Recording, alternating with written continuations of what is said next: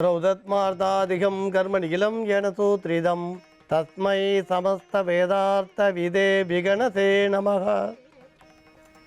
वक्रतुण्ड महाकाय सूर्यकोटि समप्रभा निर्विघ्नं गुरुमे देवा सर्वकारेषु सर्वदां।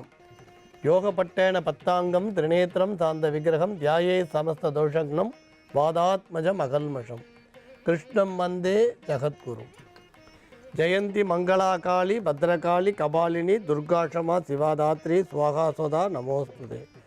गुरु ब्रह्मा गुरु विष्णु गुरुदेवो महेश्वरः गुरु साक्षात् परम ब्रह्म तस्मै श्री गुरवे नमः। अस्मत् गुरुभ्यो नमः। विगणस महा गुरवे नमः। हनुमंत சுவாமிகள் ஆசிகளுடன் பல நல்ல ஜோதிட ஆன்மீக விஷயங்களை பேசலாம். ஜாதகங்களில் நவகிரகங்கள் செய்யக்கூடிய கோலாட்டம் எவ்வளோ சொல்லலாம். இந்த கிரகங்கள் செய்யக்கூடிய கோலாட்டம்ன்றது எண்ணில் அடங்காதது. உங்களுக்கு சூரியன் ஆரம்பித்து உங்களுக்கு சனி ராகு வரைக்கும் ஒவ்வொரு கிரகங்களும் ஒவ்வொரு வித்தியாசமான விசித்திரமான பிரச்சனைகளை மனிதர்களோட வாழ்க்கையில் கொடுக்கறது. ஒருத்தருக்கு நல்லது செய்யக்கூடிய ஒரு கிரகம் சூரியனோ சந்திரனோ செவ்வாயோ இன்னொருத்தருக்கு தொல்லை தரக்கூடியதாக இருக்கிறதையும் பார்க்குறோம்.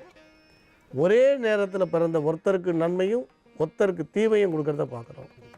ஒரே லக்னம் ஒரே நட்சத்திரம் ஒரே ராசி கல்யாணமாகாத பிரம்மச்சாரியாக ஒருத்தர் இருக்கார், ஒருத்தர் கல்யாணமாகி குடும்பஸ்தராக இருக்கார்.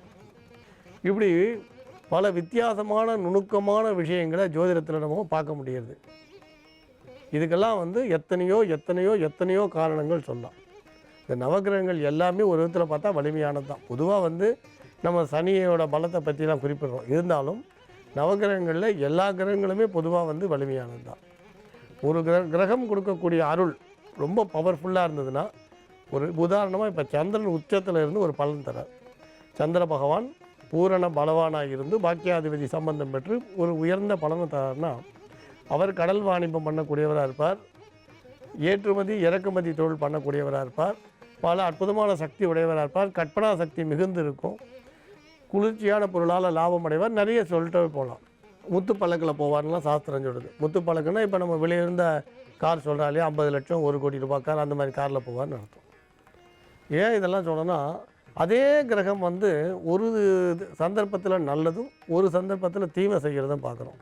இதெல்லாம் சொல்லிட்டு வரும்போது எதுக்கு சொல்கிறோன்னா, சாஸ்திரங்களையும் ஜோதிடத்தையும் கலந்து பார்க்க வேண்டியது அவசியம். இப்போ திருமண வாழ்க்கையை பார்த்திங்கன்னா திருப்பி அதே பேச வேண்டும். இந்த 10 பொருத்தம் பார்த்து திருமணம் பண்ணி கூட சிலர் வாழ்க்கையில் பார்த்திங்கன்னா விருப்பப்பட்டு தான் கல்யாணம் பண்ணிக்கிறார். 6 மாதத்துக்குள்ளே பிரிவுகள் வரதை நம்ம பார்க்குறோம். விவாகம் விதிபூர்வகம் சொல்கிறார். அப்படி வரும்பொழுது இன்னொரு மறுமணம் தேவையான்ற கேள்வி எல்லார் மனதிலையும் நிற்கிறது.